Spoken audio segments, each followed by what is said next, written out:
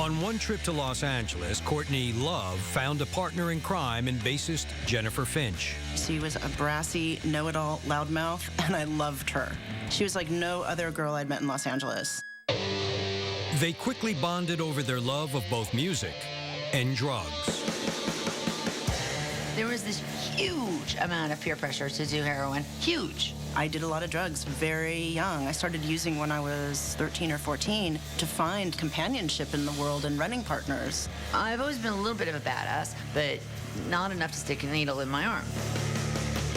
It just became, try it, you'll love it, try it, everyone's doing it. So she wanted to try it. And she took a picture of it. It's a really weird picture. I look like I'm in a coma.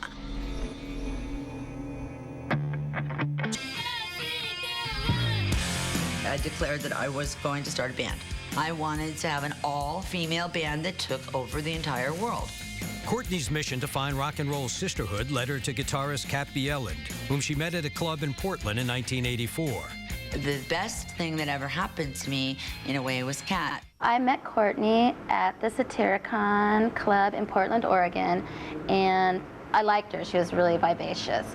And she said, oh, I want to meet you. You have to be in a band with me, and just everything, spilling everything out at once. She fell to my feet, grabbed my ankles, and said, please be in my band, be my guitarist. I turned Kat onto some music. We made friends. She had some Valium. I wanted some Valium, so I took some Valium. So we bonded over her having a pharmaceutical.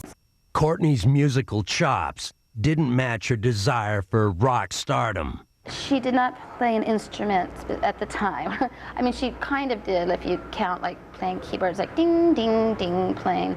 She tried to strum. I mean, she could hear it in her head, but she couldn't play it. So she'd hum it to me, and I'd transpose it. Courtney and Kat decided that Portland was too tired for their rock and roll dreams.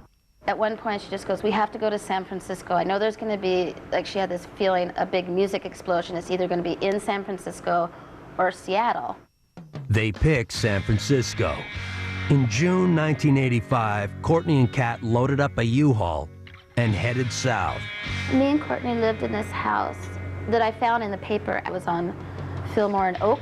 It's just a really big flat, empty, like you could roller skate in there. And like we dumpster dive and put semi-dead flowers in our apartment, and it was really fun, magical time. Courtney now had all the pieces in place. With Kat on guitar and Jennifer Finch on bass, Courtney was finally fronting her own all-girl band, Sugar Babydoll. I really liked Jennifer. She couldn't really play. One really cool thing she did do, though, she didn't take any from Courtney. She threw her bass at her, like she just went and threw her bass. Courtney was running, you know, and she almost hit her, but, you know, she slammed the door shut just in time, and the bass went bang! I remember it was so cool. Kat was a gifted guitar player. Jennifer was very, very charismatic, and I wanted to be the genius, the quiet genius. The quiet genius? If she wanted to be the quiet genius, she didn't tell me about it. Courtney had huge ambitions for the band, but once again, her old demons were getting in the way. She would get money every month and just blow it in a huge way. Just would go out and like buy like really expensive perfumes and candles and flowers and drugs, you know? She would say, let's put a little of this, you know, speed. We'll just put a little in our tea. It won't hurt anything, you know, in our tea, like ladies, and have a little. It'll help us write our songs or get inspired. And that's how that started happening. Soon, a little bit of speed turned into a lot of heroin. It was almost like I did it so many times until I became addicted. It's like I forced myself to become addicted, and that created a problem. It did start to become a problem. It did start to interfere with the creative process. She ended up needing to go get high before we would practice. Every time she'd do it, she'd take all her clothes off, walk in circles, talk about stuff, not play music. By 1985, drug use and internal fighting had caused the band to break up. We just played 2 gigs. It was more like a concept. We took lots of pictures. We were just like having fun with like, it was like pretend sort of. There was nothing pretend about it for Courtney. This was the first step. You know how you dream and plot, but the weird thing is I had songs and she had ideas. So that was a good, like, you know, team, but I don't know. There's not much to say, really. I like playing music, and she likes being famous.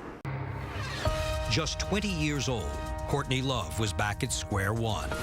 My ambition is unwavering, but at the same time, I can be terribly self-destructive because I get to the point where it all. I don't know what's going to happen tomorrow, so it.